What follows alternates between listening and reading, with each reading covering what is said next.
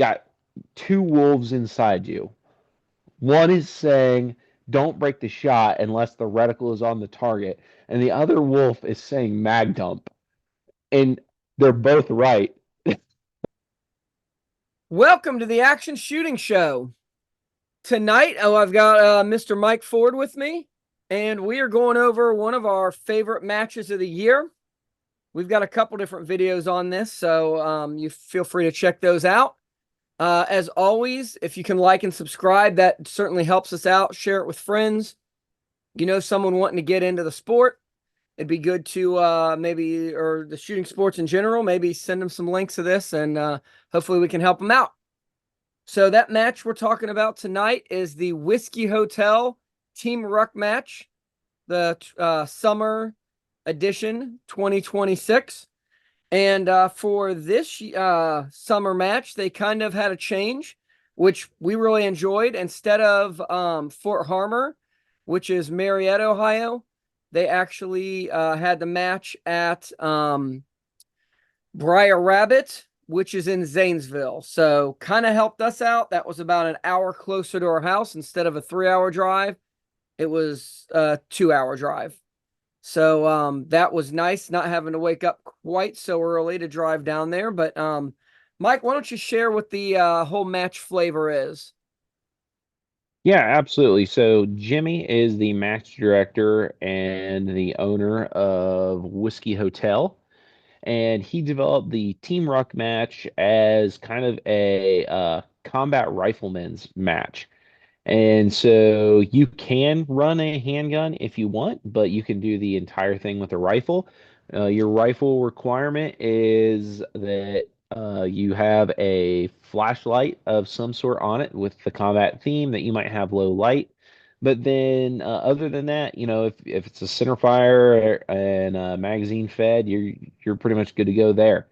The stages go from essentially 0 to 500-ish yards based on what's available at the ranges.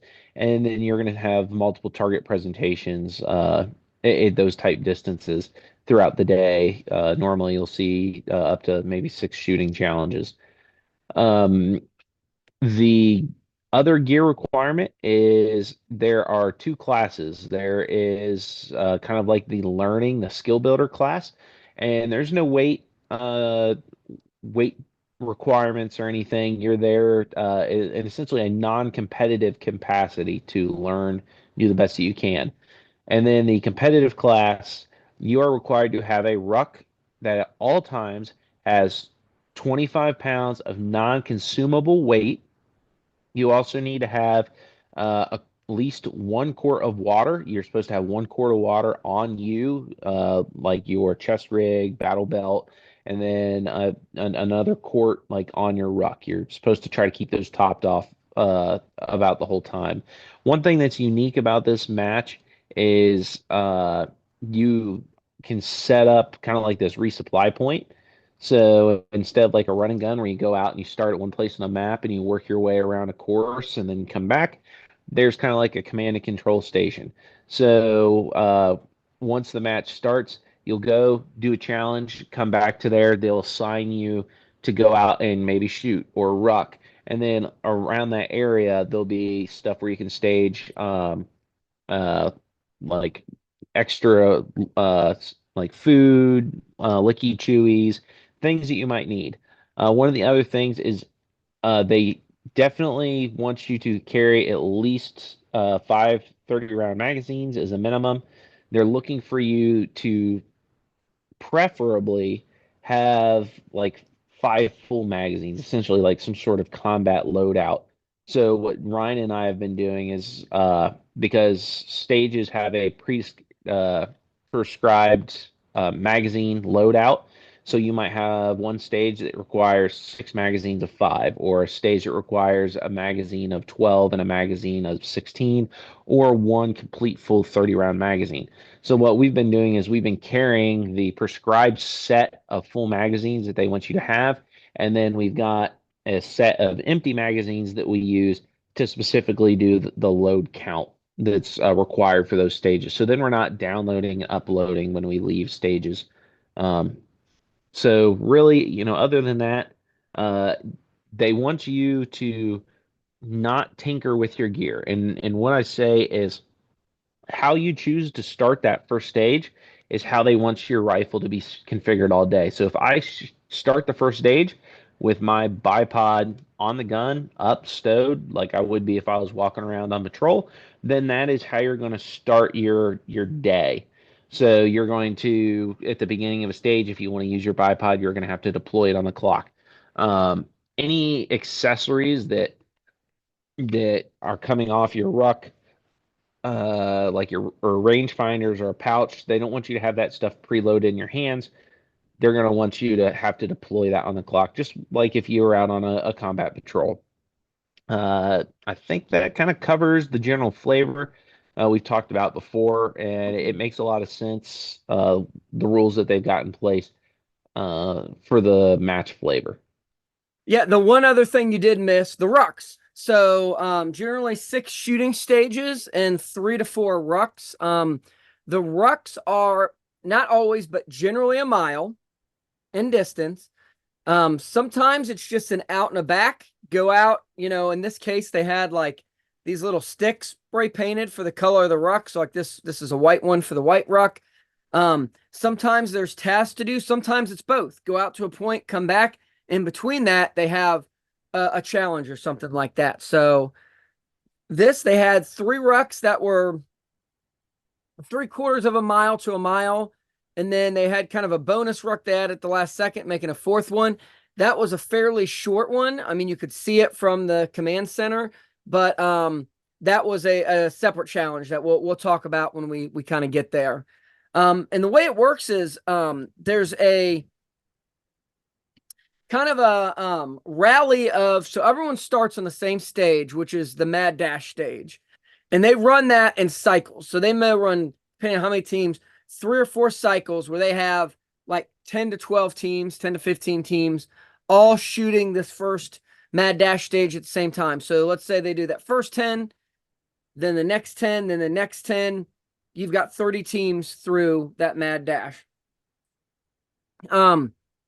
Mad Dash generally, and you can listen to old ones for this, but generally it's got 3 strings of fire where you're shooting at paper targets.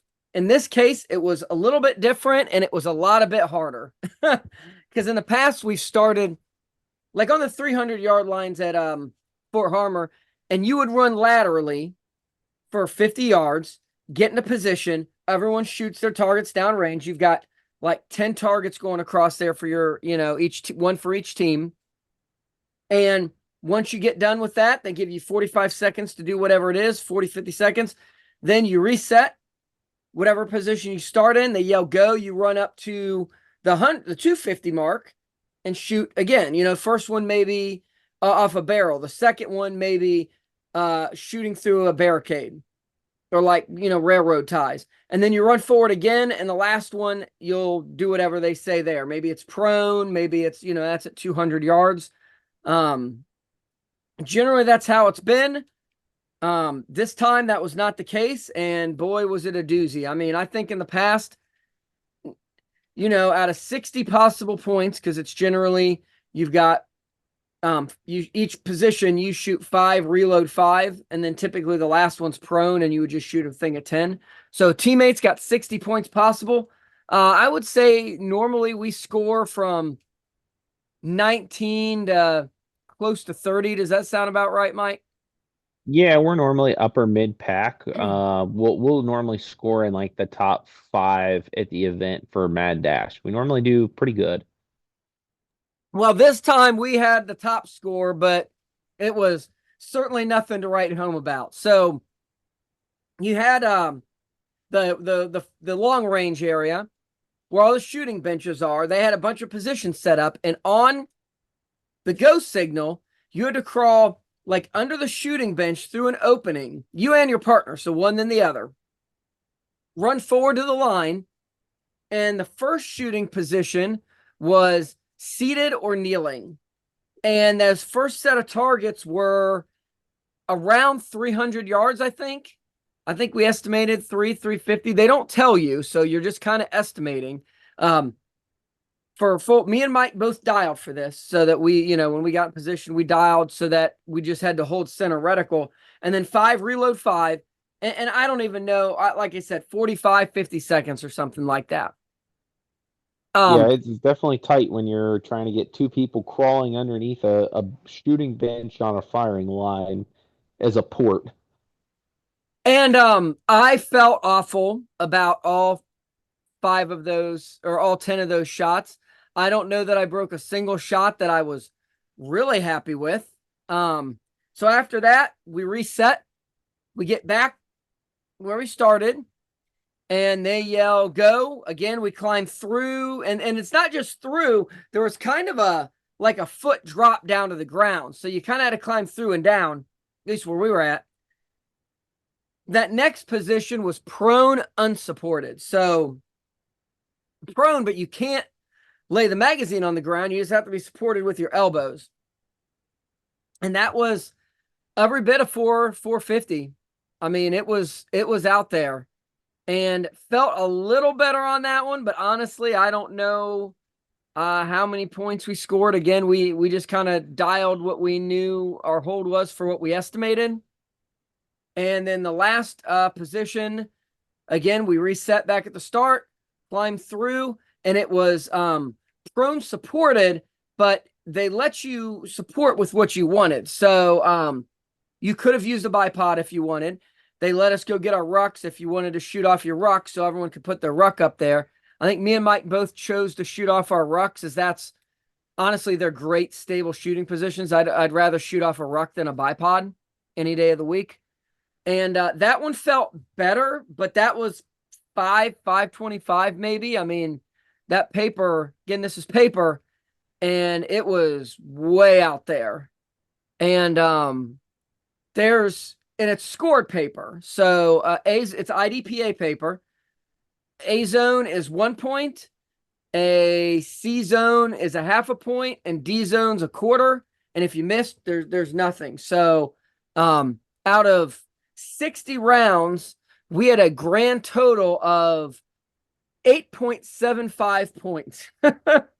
So we weren't there when they scored it. I don't know which positions I'm imagining most of our points came from that prone supported at the end, because honestly, those were the only shots that I felt like were good at all. I mean, what was your experience, Mike? Because that was absolutely a shit show of a Yeah, stage.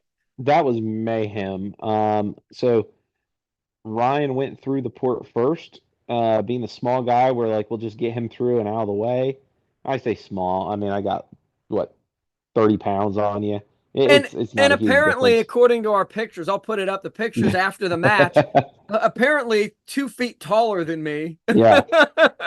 So so yeah, we let him go through, and then I piled in right on top and behind, and the time was so tight that I was like breaking my last shot right when they started to yell time. I mean it was tight, and yeah, the seated position, my reticle was bouncing everywhere. I don't know if I hit anything. Maybe even gave the teams on our left and right some points. I mean, and then also the uh, one thing is I didn't think about with the prone unsupported about like wrapping the sling around my forearm. So like technically, yes, it's not on the ground, but I've applied tension to my forearm. I didn't think about that. I probably should have. That one again was just not super confident.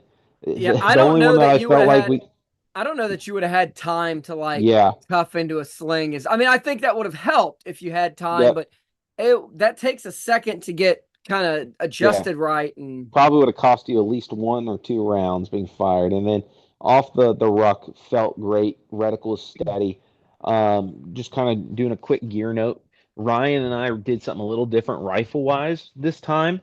So I ran a 12.5, and of course we both chose to go bipods this time. This was the first Whiskey Hotel Team Ruck match that we chose to do bipods.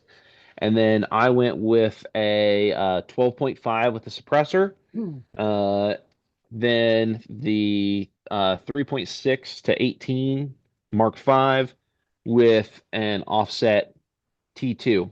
And then, of course, we've got our running gun tactics, steady rest on or steady shot on the bottom. Shout out to Scott and running gun tactics for something that we feel like we can't live without at this point. But the cool thing was Ryan ran a 13.9, 13-7. or sorry, 13.7. And of course, very similar setups. We got the flashlights. We both had primary optics we could dial. And then we also chrono and decided for this match, we were going to shoot the same ammo. So we were shooting from the same manufacturer, same lot, and even though his barrel was a little bit longer, he our velocity was within 10 feet per second on average of each other. So the really cool thing was our dope for my gun was the dope for his gun. So that allowed for us to communicate range, what we felt like was the appropriate dope. And so we dialed for each of those distances, each leg of that mad dash.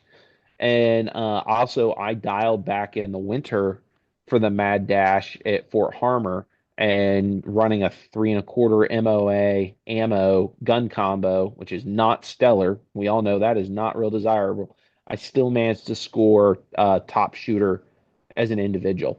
So I think Ryan and I are onto something. We might be giving away the secret sauce here, but I think dialing definitely was an advantage, and having the same dope on both guns was a major advantage that will continue in the future to try to maintain as we run out of ammo and switch to other types and lots and stuff. For team stuff, that was awesome. So yes, love that stage. Very challenging.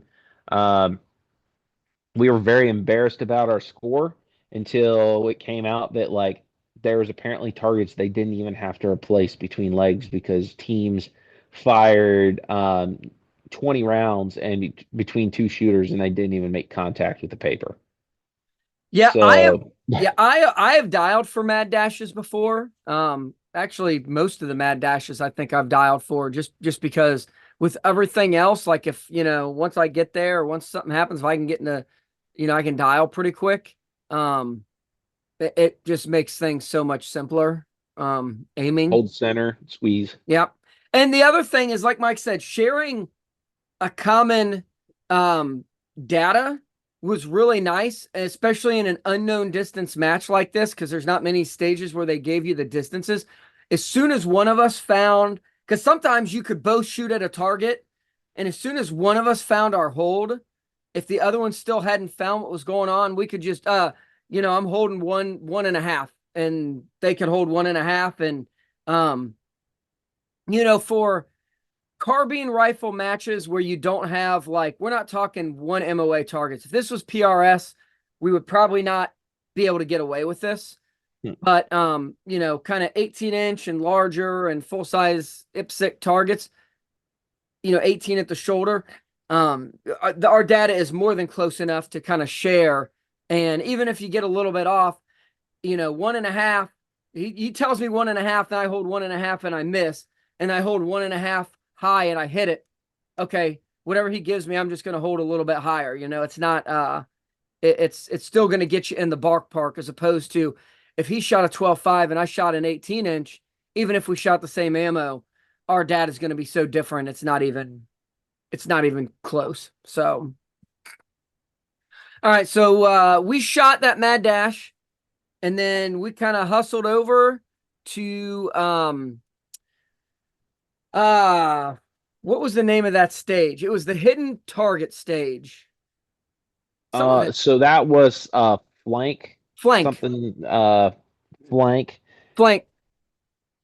And Jimmy, the match director, was telling us he was really trying to up the production on some of his matches, and this was a good example of that. So you got over there, 3 teams could shoot this at the same time. So they had a red, white, and blue position, and you all started in the same place, and then on the beep, you would run to the first position. So red would run to red, white would run to white, blue to blue. But they didn't just tell you to run. They had like a simulated mortar type sound, and then a smoke grenade of some sort. So you're like running down the path, running through smoke to your first position. Um, so we got kind of the furthest position, and they're marked with there was ROs waiting there for you, so they kind of tell you where it was at. And then each one you'd have like your white, and you'd have two white markers on the tree, which was your area that you could shoot between. And then further down range, they had two other white markers that were, in the white position. That was your kind of shooting lane. Yeah. So kind of make a triangle out from that. That's where you're going to find your targets, anywhere from could be right in front of your face out to 100 yards or so, pretty much as far as you can see into the woods. And it was pretty thick woods, and it was very, very difficult to see. And then you had 3 minutes per position to find the target, and each of you could put 2 shots on it to neutralize it. So, generally, like whoever found the first target, they would shoot that. So if Mike found it, he'd shoot 1, 2. Either if I saw it, then I'd be getting ready for it, or if I didn't, he would help guide me onto it. And then from there, I would shoot, get my 2. And while I'm getting those 2, Mike's starting to search, or if I shoot first, I'm starting to search. And we would just kind of go through and try to do that. Just keep moving. First person find it, second one find it. I'm going to give away another one of our secrets, Mike, but I'm fine with this. This is our secret to success. Mike is very, very China. good. Yeah, China. Is it real big on there? Should be. Mike is pretty good at finding stuff. My eyes, whether because of red-green colorblind or because I'm 42, I do not find targets quite as well as him. So quite a few times, Mike would find a target, and I keep this just in my chest rig the entire match because I never know when we're going to need it, and your gear's always got to be in the same place. So first one Mike found, he's trying to guide me. I can't see him. I hand him this. It's a bright, bright, bright laser. We'll shine it on my shirt here. And Mike would just, especially in the woods, he could just point it out, kind of wiggle it over an area. I could look down, found it, boom, boom, boom. Easy, easy peasy. So this like $30 laser, and honestly, I've had people go, well, just run a lamb. This thing is brighter than any of the lambs I own, and the 2 I own are, quote unquote full power. So this is a much better designator than what comes on your lamb, and it has found us quite a few points by us being able to point targets out to each other. So there was three different positions of that. You can add what you want, Mike. We scored pretty decent on that. I think we were one of the higher points on that for the day. Yeah, yep, we did pretty good. We communicated and got on target pretty quickly. Um, for the ones that we found, I think that we were 12, 12, and 8. 8. Yep. And the maximum at each position was 16 points. So we actually did pretty good. We were, in the top, probably 5 teams, or might have been even better than that. But it was very difficult. They were the throoms that are about like the size of an Nalgene bottle cap. And so you think, oh, bright green throom. Yeah, yep. We see these all the time. Man, you put those Some were in, the smaller size too than this. yeah, This was one of the bigger ones. yep, you put those in a wood situation, early mid morning with lots of shadow, and they're not bright green anymore. They are the same color as all the leaves, all the foliage. So you're really searching silhouettes, and it's not a whole lot of silhouette to track either. We did really good in that first position. I found 2, Ryan found 1, and then The first position you found 2, so that was our 8 points. There was 4 in each position, and that one we only found the first I thought it was 2. the final position that we had only found. No, Okay. we got better. Yeah, we Okay, I got might be a better. little scrambled there, but still, it was really difficult. And then, once we talked to the RO about where the targets are that we did not engage, it was one of the farthest ones on a hillside, very difficult to see without having the correct angle. And all these, they give you a shooting area that was probably 10 feet wide. And a lot of them, you could only see the target if your head was probably in and actually lined up for a shot. If your head was in like a 18 to 24-inch area. So you needed to search that shoot box, and while you're in the right position, you had to search the right piece of woods to see it. So very challenging. We did engagements from seating. We did engagements from prone with the bipod. We did a multiple things. There was targets tucked up in hollow, like broke off hollow rotted trees, where I searched the bottom of it because of where I could see, and then a couple seconds later, Ryan's like, "Oh, there's one in the top of it," just because the angle where he was farther left, he could see into the top where I couldn't. They were hidden in like trees that were really close together trunks, so you couldn't tell if it was just like a branch until you actually checked it with your glass. And It and was a those you had to shoot between two trees. So like, Mike found one. He shot it, kind of pointed out to me, but he had to scoot over so I could kind of get in the same position as him, because it wasn't like there was more than one place you could shoot it. You kind of had to be like on top of each other. Yeah, but there does need to be some credit given. Ryan did find two of the targets and pointed them out to me. So the laser was invaluable. That really helped us out. We would not have got as many points as we did if we couldn't have pointed what we saw out to our teammate.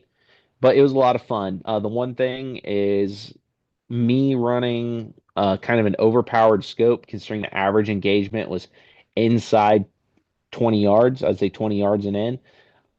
Even with my parallax cranked all the way down, I couldn't see my reticle. I just had to center the target, but I could actually see, as some of the earlier shooters in the day, some of those targets, I was watching my bullet impact and seeing the grease mark, the smear mark where it hit a fairly new throom. And I was watching Ryan's impact.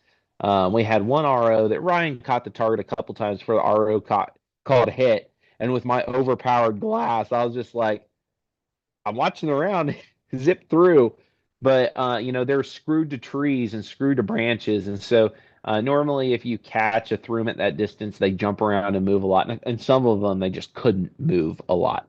But very fun stage, very challenging. I think that was probably my favorite hidden target stage to date. But I mean, it definitely wasn't a gimme, that's for sure. Yeah, and I will tell for match directors, for people, these bigger throoms, they do not move well with rifle rounds. Pistol rounds is fine.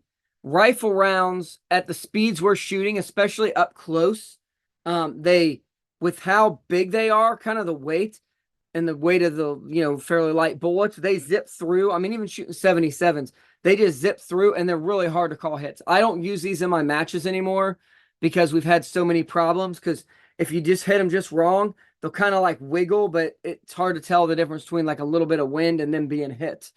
So that's kind of a tip for people. And the one thing I'll give tips for people shooting this kind of thing is don't get locked in, because I remember we did this our very first team ruck match. We scored horrible on that stage, and do not get locked into one place. When we would find targets, and like that first area where we only found the first two, we found the first two, and then we were struggling. So I walked over the very left lateral limit. Mike moved over somewhere else. We kind of got down a little bit. We tried to get up a little bit, look, first we used our eyes to scan, then kind of grab the scope a little bit. But if you just get locked into one position and never move, you're going to miss a lot of stuff in brush like that. Because like Mike said, some of them were like, if you looked at it from here, there was a tree and you moved a foot over and it was clear as day. Or not clear as day, but it was visible. So,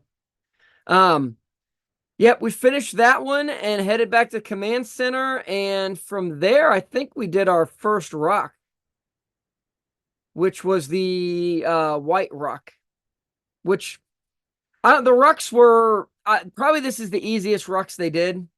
I mean, you had to go uphill to get to this one, but then it was all downhill the whole rest of the way back. So I don't know. It was a pretty area, but I don't know there's anything special on that White Rock. You have anything to add, Mike?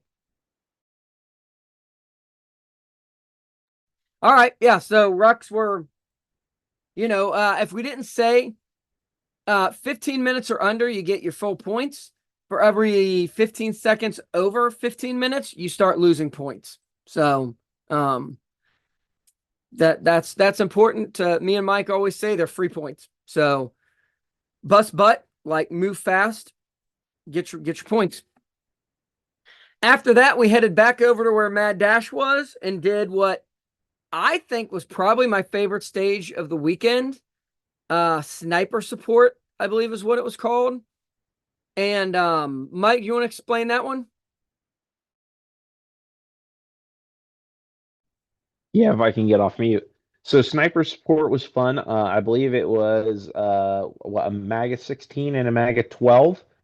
And so they started you up on this hillside, and at the beep, you move down probably 15 to 20 feet, and then they had three paper silhouettes, and each person using that 12 round magazine had to engage it with three hits, or was it 9 rounds? I think it might have been 9 round. It was nine, yeah, because you get Nine three, round. three, Yep, three, sorry. There was another 12 round mag and somewhere and, else.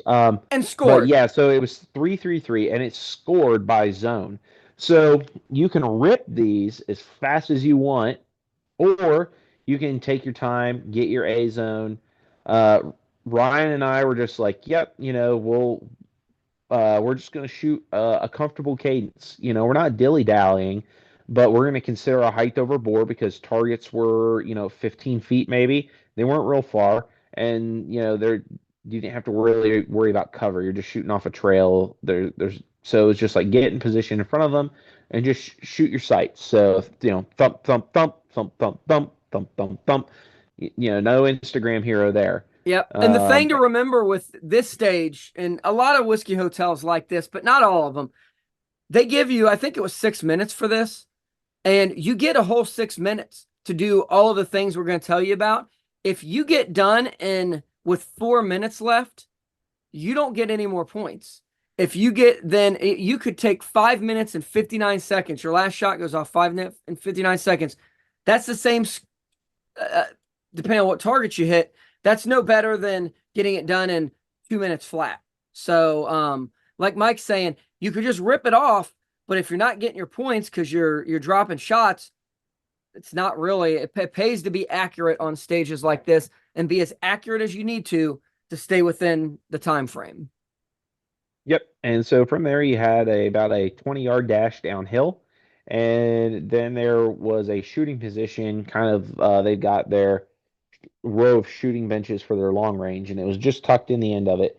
And there was a shooting bench with uh, middle, like top, kind of the T or traditional, what you see at a range, with a seat on the right, seat the left.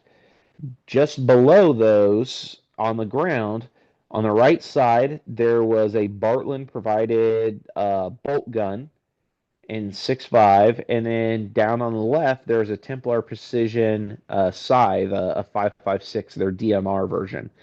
And so when you first got into that position, you and the shooter, your teammate, had to engage four targets that started, I believe, at probably around 100 and ran out to around four, probably just past four, between 4 and 450. I'm sorry about the 9-month-old crying. Bear with me, folks. And then Ryan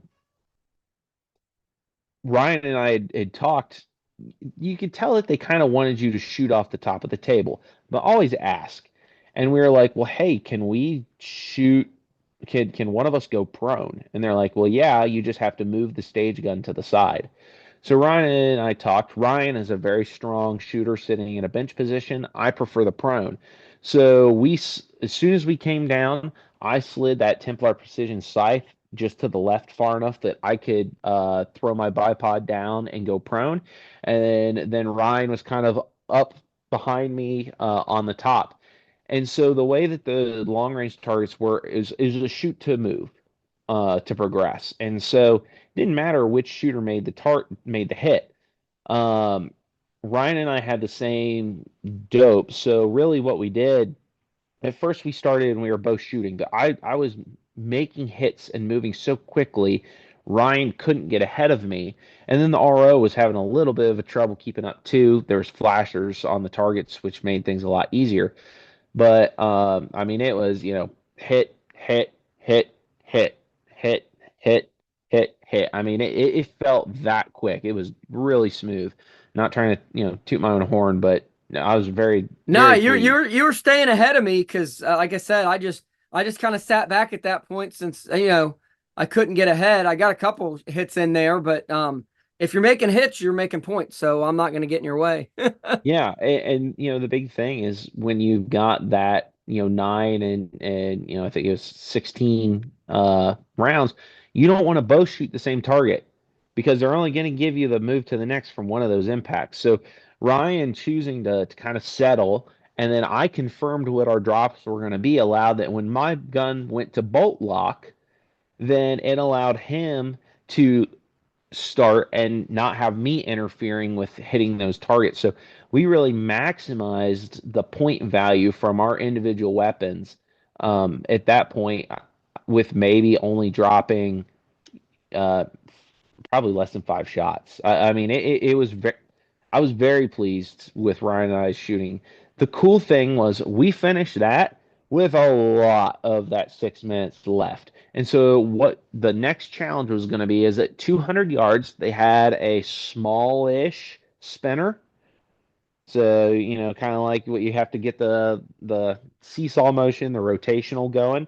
And so behind that was a popper. You couldn't see it unless the bottom plate was moved out of the way. So your points came from impacts on that popper. So one of your team members had to get down behind the Bartling gun in 6.5, the bolt gun, push it out of the way so the guy on the Templar scythe could make an impact. I believe there uh, was it equivalent rounds in both stage guns, or there might have. I think both of them had 10. Yeah.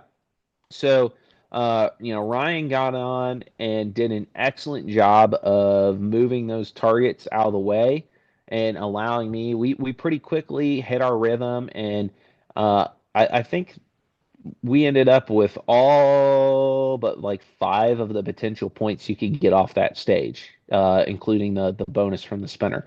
So our experience with spinners and timing really paid off. It was probably the farthest we've worked a spinner like that under those type circumstances and that size. But like at one point, Ryan, he connected and went dry, but because he connected a couple shots in a row where it was completely spinning over, even though he was dry, it allowed me to finish off the magazine with good aimed hits. And in both guns, that Bartlett rifle, clearly they had it dialed and doped perfectly. Ryan's impacts were square on and put the energy in.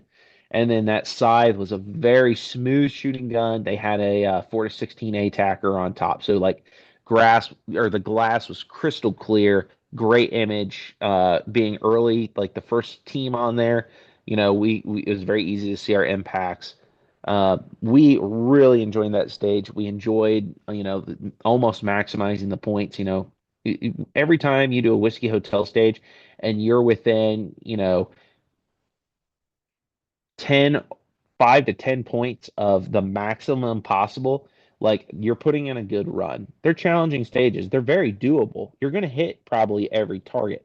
But when you're doing repeated runs, the chance to drop targets because you held the wrong dope or just got a little confused in your reticle, things like that, maybe a bad position in a rush shot, or hey, you and your partner accidentally shoot the same target in such a way where you both impact or one of you impacts, and so you don't get, that it's a prescribed round count, you don't get a makeup.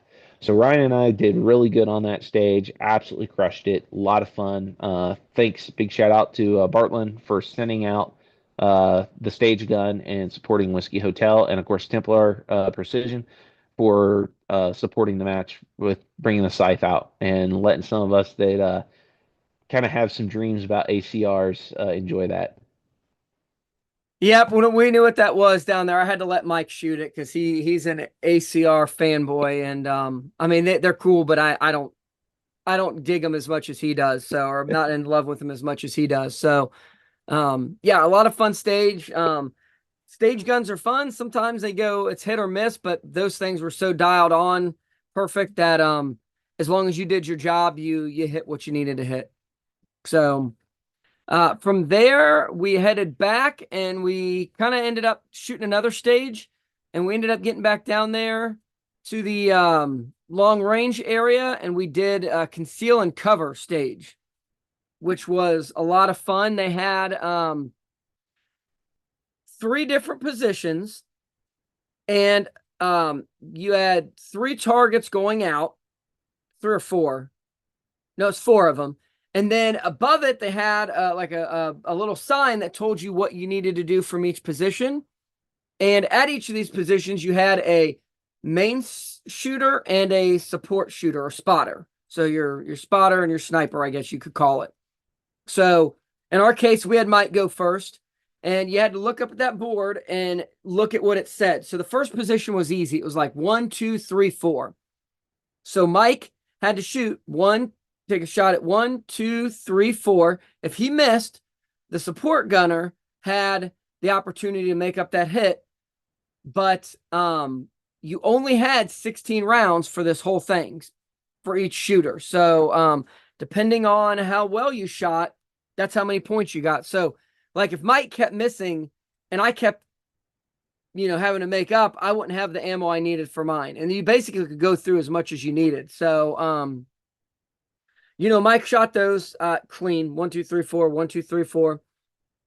Then you moved. Now, each of these positions had a couple different areas that you could shoot or see from. The idea was to stay well covered or concealed, and one team got a prize for whoever they thought had the best use of cover.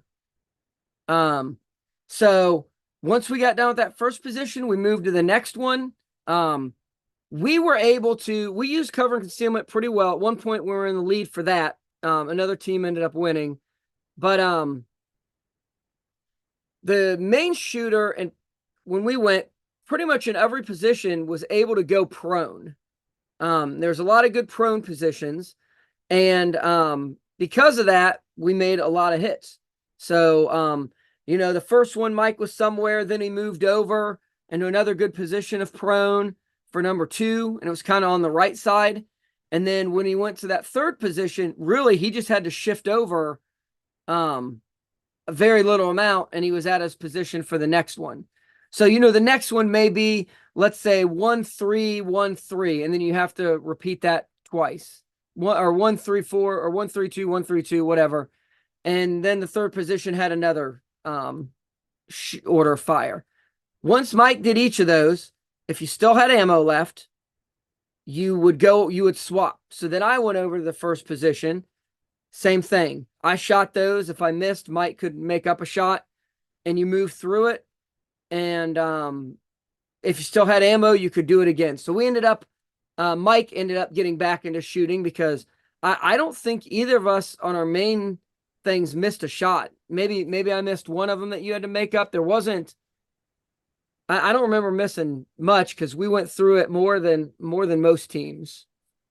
Yeah, yeah. I think that I either went bolt lock or I finished with one or two of my 16 rounds left, and because you didn't get to your full second rotation, you finished with like 3 rounds left. I mean, we really, really did a good job. We were just a few points off maximizing that stage, and I think that also helped. We shoot a lot of matches. We shoot a lot of matches that require some thinking and planning, and that's where Ryan and I shine. So we saw that and we're like, well, if you're pulling the trigger, you shouldn't have to keep track of which station am I at? Did I do one iteration? Did I do two iterations? Is it right time for me to move? So all we did was the shooter worried about shooting and making sure he had the right hold, because you could hold center until the final target and then you need to hold 1 mil. And so the support guy, he was reading off the target engagement to the guy that was shooting. So all the shooter had to do was get on that right target and pull the trigger. And Ryan's communication for me was on point with that. I think I maybe only made like one or two clarifying requests, but we flowed very well. And the fact that we were so much higher than the average shooters there, I think really gave us props to. We chose good, stable shooting positions. And we went into this thinking, like, they're obviously emphasizing cover. Yes, you would love to win. It was a hand forged knife from Water's Edge. And it's like, yeah, we would love to, but we're also not going to give up potential points. And so we chose the most stable shooting positions possible.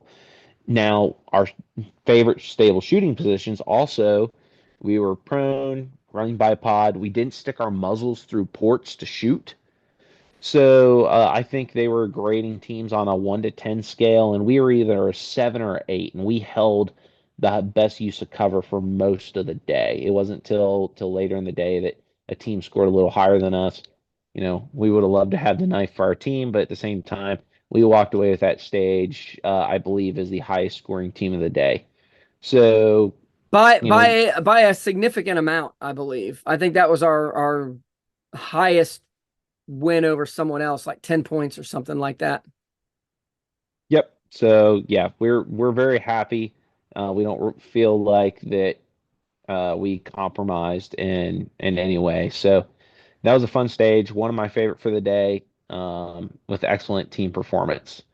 So then is on to the next. Yep. So I'll give them a shout out because I won one of their knives at a match a while back. This is one of Water's Edge blades and holsters or sheaths, and these are really, really nice. So if you have a chance if you're a custom knife person, might seek them out and try to pick one up because man, is it a nice knife. It's beautiful and sharp as can be, and it's a really solid cutting edge. So cool. So there you go. Yeah, that was a fun stage. Moving on from that, we did our next ruck, the red ruck. Kind of followed some of the white trail, except that there was an extra little hill, like real steep part of a hill. It was ended up being a little shorter than the white, but that last bit of hill was pretty darn aggressive. So not fun, but again, once we hustled up it. I mean, we pushed pretty hard to get to the top of it. And then once we were up there, it's just downhill. So I think we ended up getting that ruck in under 13 minutes. Like it was pretty, because you could just run downhill the whole way back. So good ruck. Again, you've just found one of these that was painted red. So pretty easy way to do it. I forgot to give this one back to him, but we gave him the other ones. So after the red ruck, we came back and it was time for more shooting. Let's see. So we've got 1, 2, 3, 4. I think we're ready for what, blood loss? Is it blood loss? It must have been blood loss. That's what I'm trying to think what else was. Yeah, blood loss. So that was a cool one. I described the last one, Mike. You can do this. You can do the talking Yeah. on this one. So blood loss was a stage that they could run two teams at a time. And what they had set up was prescribed number of rounds in three magazines. And so your first thing was you started, both teams started, it was a series of bays. I think there's like 6 bays there. And so they both started kind of like at the far left of uh, their available set of bays. And so there there was a backboard staged, and at the go, shooters would lean out from beside a wall, and there was 3 targets that had to be engaged. Now these were the IDPA paper that they use or cardboard, and then this stage had shirts over the targets. And then as you moved into the stage, there would be shoots, no shoots. Those would be defined with like cardboard guns, and then there was armored shoots. So you had to pay attention to where you're shooting, and also it's scored with A zone is one, C zone is a half, and then D zone is a quarter point. So you have, That was time. This one was time. So I think it was still similar to that, but or no, it was seconds. It was it was something. seconds. So like Yeah, yeah, A zone added 1 second, C zone added maybe 2 seconds or something I like think A that. zone didn't add any Oh second. yeah, It C zone was yeah zone added, and then D zone. Yeah, yeah you're right. It wasn't added a points. It was second. seconds. D was like 5 or something like that. Like Yeah. it was pretty stiff. Yep, Stiff. and no shoots were awful. So once you leaned out, you both engaged. The aura that was running, you saw that your guns were clear. You grab your backboard, run up, throw a mannequin on that was at the feet of the dummies, or sorry, the feet of the three target array. And then you ran backwards. So at that point, you would set it down in between the bays, kind of like at the corner of the wall. And then one guy would go into like the next, they had like shoot houses kind of set up with black like plastic sheeting, while the other guy worked on a blood stop simulator. And so he was doing wound packing. And if you did not stop the flow, you would get points or you get time added. I think it was five or it was a significant amount of time on the stage. So what we ended up having happen was when I was running up to grab the mannequin, my rifle sling came unlooped from the back QD. So I was dealing with that. Now I can't sling my rifle, so I'm trying to hold my rifle, help Ryan get the mannequin on the backboard and run up there. And Ryan's like, what the heck's wrong with him? But Ryan adapts quickly. Thank God for Ryan's shooting experience that he's just like, well, something's happening. It's not right, but we'll roll with it. And he supported me there. So then I started packing the wound and just took my sling off um, while Ryan went into the first series of shoot house. And then uh, when he did his run, he came out and then I went in. So then you change spots. So you're picking up packing where the guy left off, and then you're going to go engage the targets that your partner just engaged. And of course, they had targets set up where if you didn't mind your angles, you could absolutely plug the a no shoot in front or behind or in front and behind of a shoot target. So Yeah, that Ryan that and second I, position or that third one, like there was a good gotcha. They set it up great because if you came up, it was like gun and you shot, you would have been, I mean, you would have got A zones right on the no shoot behind it. yeah, and so it's one of those things because they didn't have shoot boxes. Ryan and I ran it very aggressively. We got right up on the targets, shot them because we're not getting shot back. If there was actually someone with a gun in there, I would not run that stage that way. But because there's no shoot boxes, I'm gonna get right up, nail the target that's wearing armor. I'm gonna get the head A zone with a quick height overboard. That I don't have to lean a corner or pie or anything. I'm just gonna step out, take that, run up because why shoot something that could be a no shoot or whatever from the back of the bay when I can run up to within 20 feet of it, and then hey, I can take two more steps and it'll clear the no shoot in front and behind, and I'll engage that next target at a nice angle. So Ryan and I had a fantastic time on this stage. It wasn't a tactical time. This was pure, gamer. We're moving as quick as we can. And of course, Ryan and I, we got the blood flow stopped. It's always good when your shooting buddy, shows that he's got some good first aid skills just in case you need them someday. Let's not though. Yeah, But let's yeah, not. I was very happy with our performance, and then just kind of rolling with things. A sling makes it where you can't sling your rifle anymore. Being able to just roll with it. So, yep, good job. It was a little tough to score. They were not pasting the targets. I think there might have been a little bit of a breakdown because the MD said that there were stickers, pasties available, but ROs were lifting the shirt and taking Sharpies and trying to circle in the edge of the broken cardboard where rounds got. And so there are some times that like we are about ready to take flashlights and yep, that's a clover because there's Sharpie in the bottom of the hole, but there's not Sharpie in the top of the hole. So that's the only thing that I would say is um, if there's pasters available, definitely use the pasters. The MD said there was pasters available, and some ROs chose not to. I think that that shows maybe a lack of RO experience. Um, I know that we got there about midday. I can't imagine what that scoring those targets would have been like at the end of the day with hundreds of holes. I don't know if they end up swapping targets out later or not, but oh my. Yeah, and as Mike said, all of these had shirts on them, like not just that first position, but all of them had shirts on them. So that's a good challenge because you can't see your A zone. I know a lot of people get in the habit, and I do it sometimes too, if I can, get in the habit of like watching the holes go in the paper. If you can see them and you're like, oh, look at that hole went too low. I need to go higher. In this case, with that, except for those head boxes, everything else was covered up. You just got to know your height over bore and be comfortable with it. So if you don't, I know I don't know how many brand new shooters shoot this match or watch this show.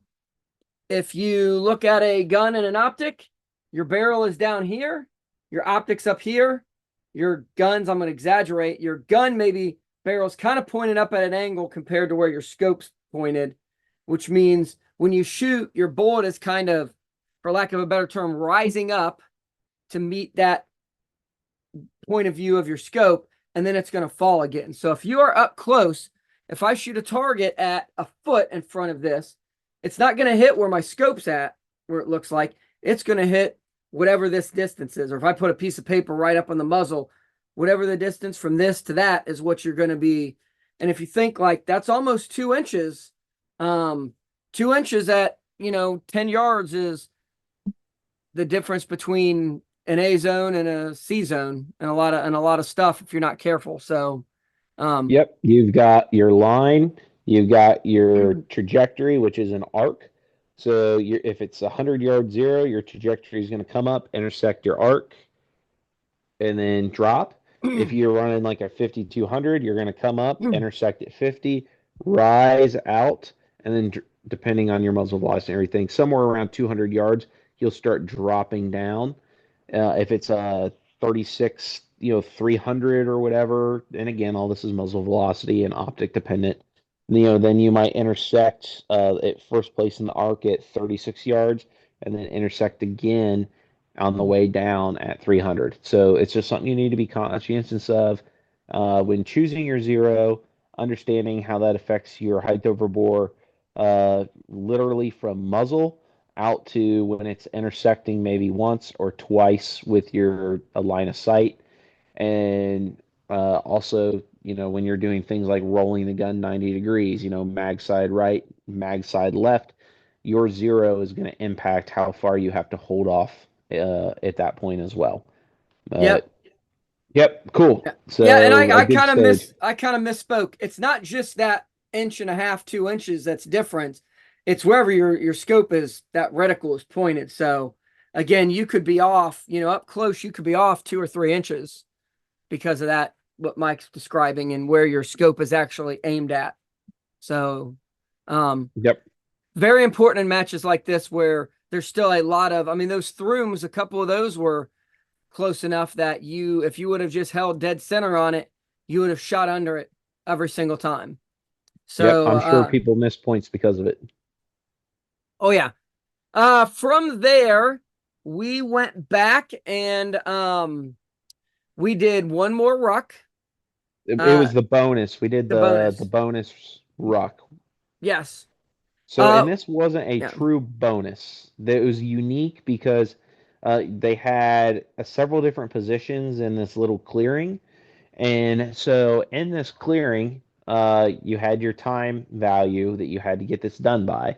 So you left, got there, you went to your assigned position in this clearing, and they would have a series of targets that you were supposed to mill and range uh, for distance. And then they also had hidden things in the field and in the tree line that you're supposed to find. Um, Getting a correct distance milled was worth a point, and then every object that you found that was hidden on your list of things was worth a point as well. So, what Ryan and I did, since my Mark V has a little bit finer milling capacity and has the adjustable parallax, was we ran, got in position. I milled the targets and he wrote them down on a piece of like a little write in the rain notepad. And then once we gave those to him, he started doing the math while I started searching the tree line for targets.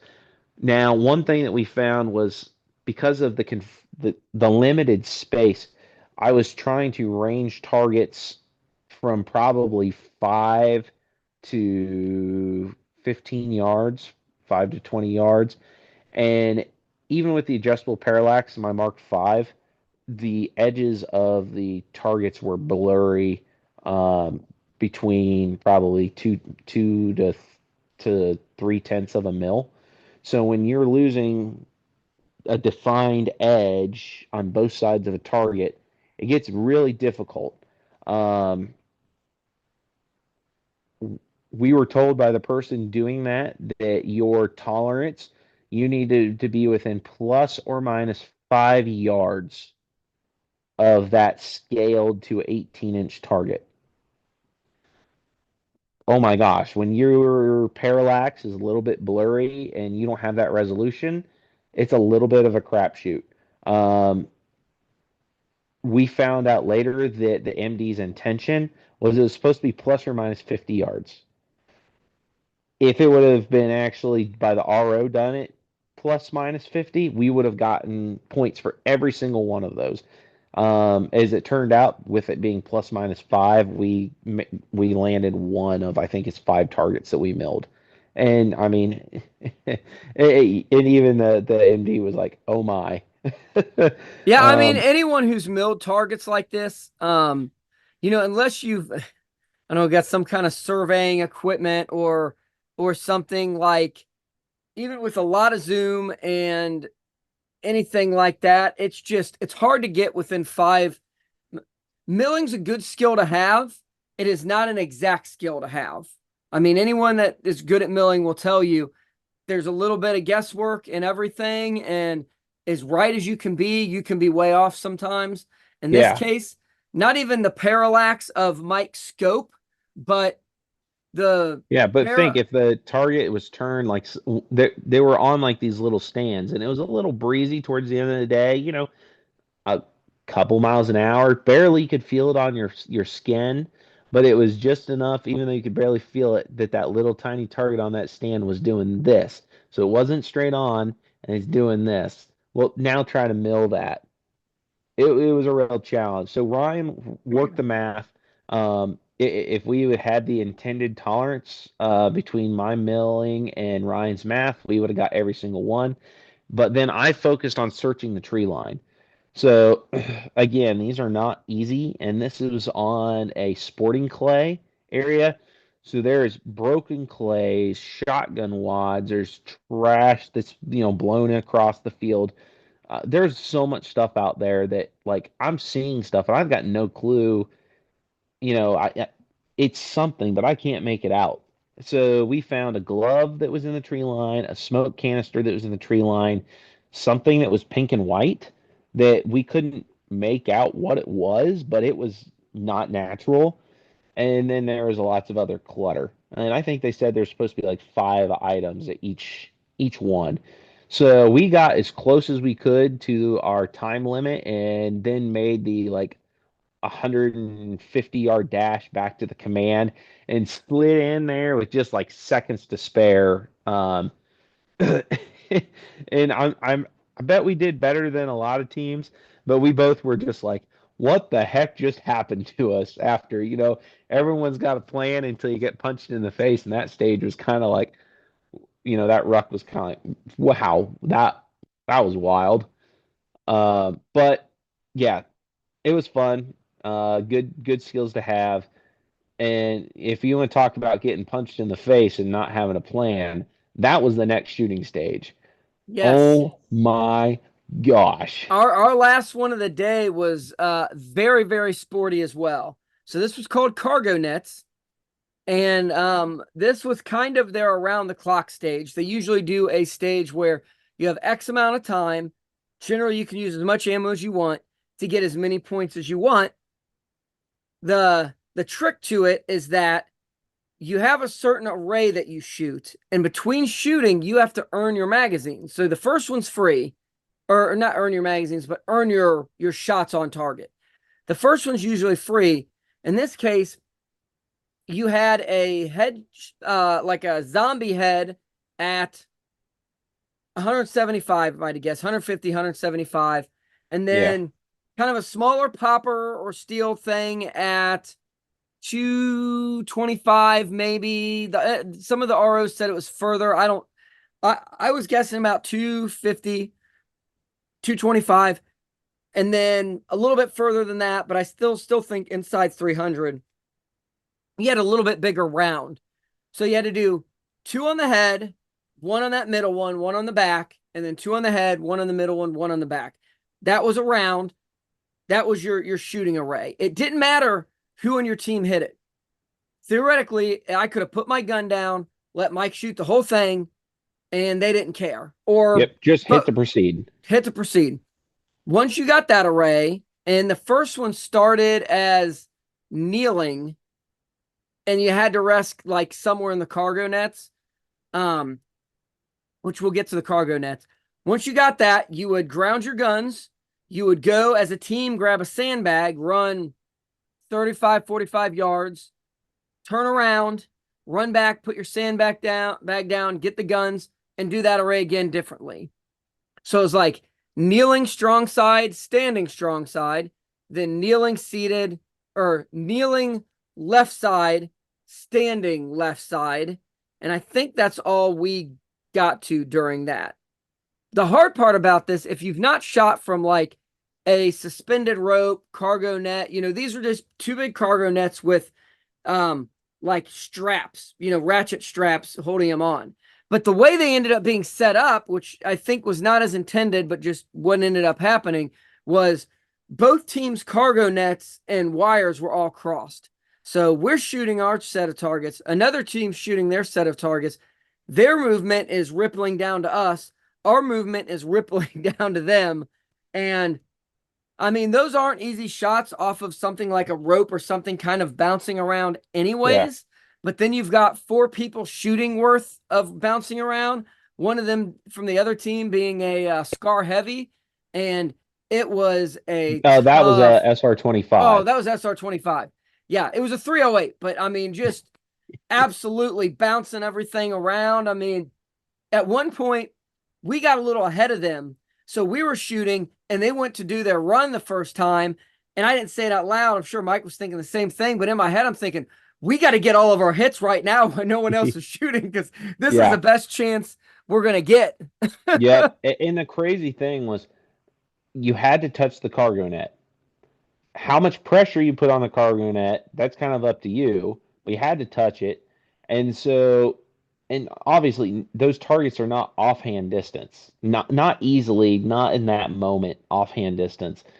And so you're trying to figure out your partner's cadence, trying to shoot. Your reticle on the closest target is bouncing around in like a 6 foot pattern around it. And you're talking about, something, your target's the equivalent of like a head at probably 175 yards, and your reticle is, sometimes 6 feet away, and then you have to bring it back. It was absolute insanity. And so you've got two wolves inside you.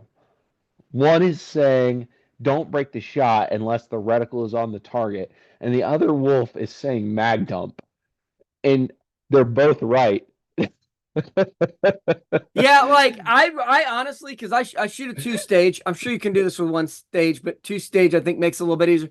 I basically was prepping the trigger, and then when as that reticle would like bounce up, as soon as I thought it was on the target, I'd break the shot, and it worked. I mean, there's a technique I think we've talked about on the show before. If you've got offhand shots at kind of distance, um, there's a couple ways to do this. I start a little low and to the left, and then I actually like slowly sweep up across the target. And then and you prep.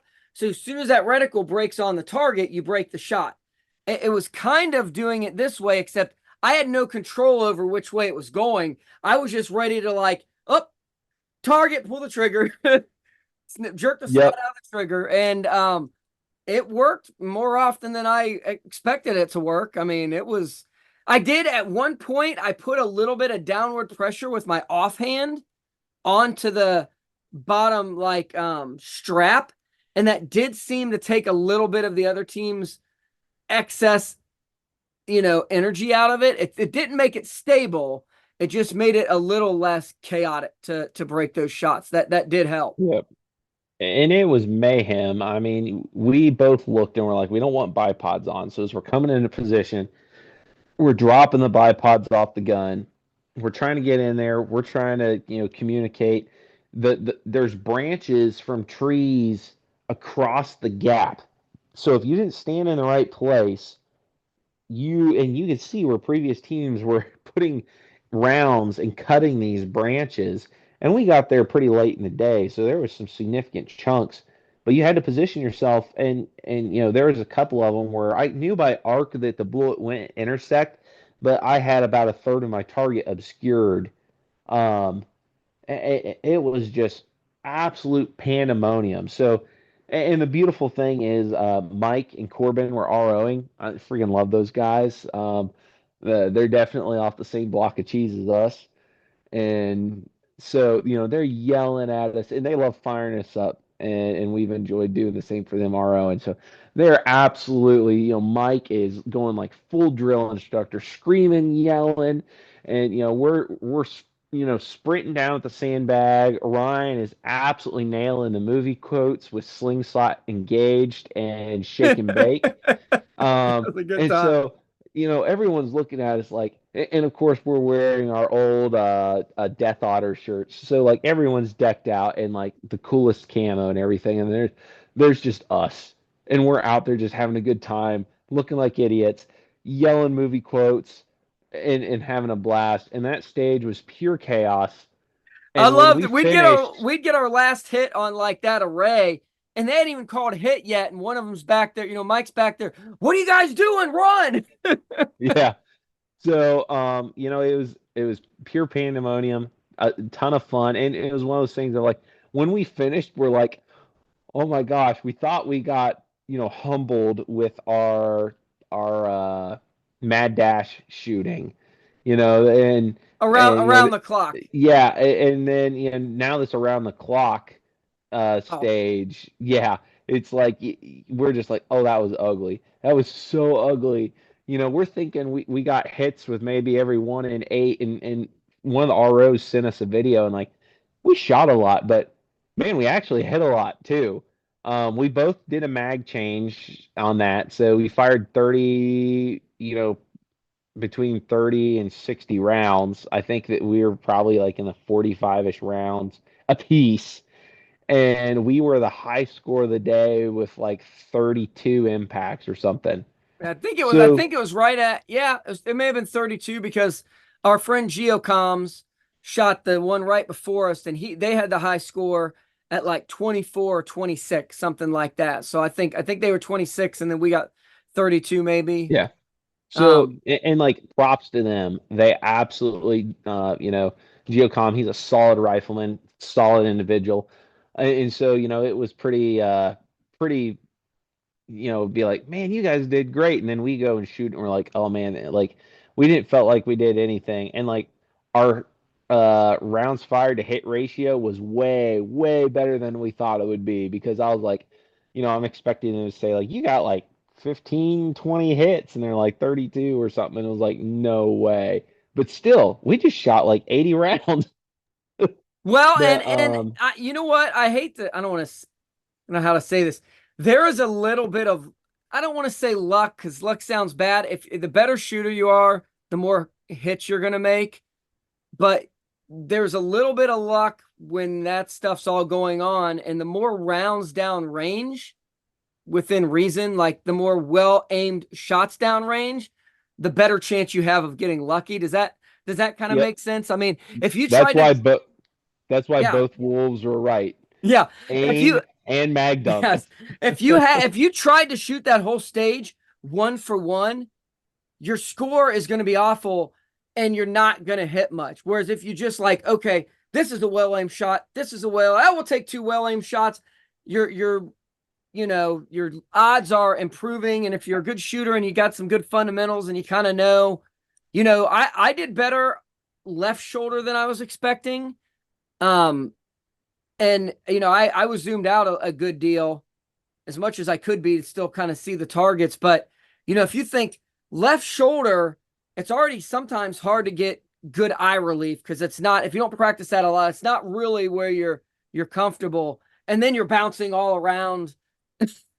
And we Yeah. got to thank Mike and Corbin, two solid ROs, because normally me and Mike would have a little more of a plan on this, like, hey, you're gonna shoot, then I'm gonna shoot, then you're gonna shoot, then I'm gonna shoot, or whatever. So we're not shooting at the same time. But within the chaos, at one point, me and Mike doubled that head target, like bing bing, and I think it was Corbin on glass, absolutely caught both of those hits, yelled, hit or whatever, and we were able to go on to the next one. And nothing against other ROs, that is something that a lot of ROs would have missed. So we're Yep. thankful for that, because that saved us some ammo and some, we were able to move on to the next one. But and that was the left sided. I mean, that was we got. Yeah.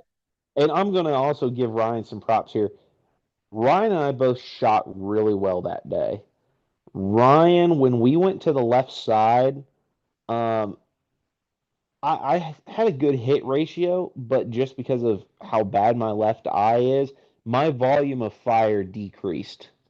And Ryan picked up the slack and carried us on that left side. And that it just comes down to um, one person cannot completely carry a team to the top of a podium. And Ryan and I both complement each other well, and Ryan definitely jumped in and filled where I was lacking. So thanks, buddy. Yep, no problem. You've carried me on those before, and that's something I really need to dry fire before with Legion coming up, because there's always a chance of that. And I'll tell you what, traditionally, at least kneeling, I'm not as bad. When you get to left side, like prone or weird positions, and even right eyed, like when you get in those lower prones, like I can struggle to get my head behind the gun correctly. So that's Yep. always something I need to dry fire more. And that in this case, that I hooked up well and it seemed to work pretty good. So yeah, that was our last shooting for the day. After that, we went back and we had our final ruck, the blue ruck, which we at first thought was going to be a tough one, just kind of looking at the map and trying to think of the terrain. It was the easiest ruck of the day, short of really the easiest ruck of the day. It was like 3/4 of a mile. As long as, and this is not, as long as you saw, because you're going down a road and off to the right, there was just those little popsicle sticks hanging up, spray painted blue, or I guess big tongue depressors. But if you missed that, and we talked to a couple teams that missed it, you could have gone a lot further and then had to turn around and really made that a harder ruck. So Yeah. Mike, That's one Mike, of the good things with Ryan and I is, is one of us will start to fatigue out, or maybe check out for a few minutes mentally. The other person picks up the slack. And so having two people that generally run fairly turned on to what's going on and staying present, if one person starts to falter, the other person's on it. And I yeah, think because I Ryan checked and out a I, little bit at that point. well, you were battling a little bit of a side stitch that caught you, and so it was just one of those things of I managed to catch the hey, we needed to take a right here, and then caught the sticks that we needed, and we turned around, hustled back. We we smoked the Rucks. I'd say that we were again one of the top performing Ruck teams, and it was a lot of fun. And then after that, we're waiting for scores and hanging out with some of our other good friends from Heartbreak that were there, and enjoying some quality time until the winner was announced.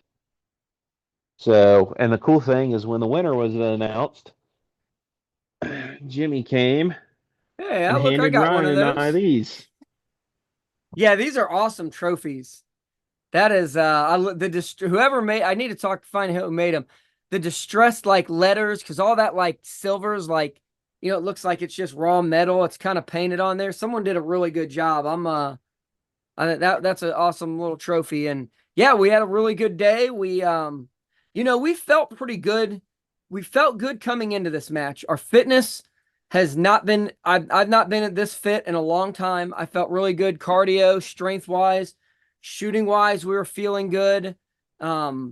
Just we went into it thinking like if we don't know that we're going to win this, but if somebody beats us, they are going to work really, really hard to beat us. Like we are planning on trying to put on a show. You know what I mean? And we had a really solid day. And I always tell my kids compete in sports, and my motto is always like you can't control. Like if you say my goal is to win the match, you can't control that. If Sean Murphy and his partner Greg showed up this weekend and wanted to shoot this match, we may not have had such a good day compared to them. I mean, those two guys can absolutely shoot. Now, I wish they would have. I would love to see how we did against them. But you know what I mean? Like Jerry Mitchell and Lena Mitchell show up. Shooting wise, we're gonna struggle a little bit against those. But so you can't control who you compete against, but you can control your own match. And our goal was just shoot a really clean match and rock hard, get all the fitness points, and we did that, and it ended up working out for us. Yep. We finished the day with a really good points value, and there were some definitely some good teams. Greggy and Yeti, they threw down a solid match. They made us earn that top finish. So, shout out, second place, some friends of ours, they did a great job as well. So it was a fun day, fun event.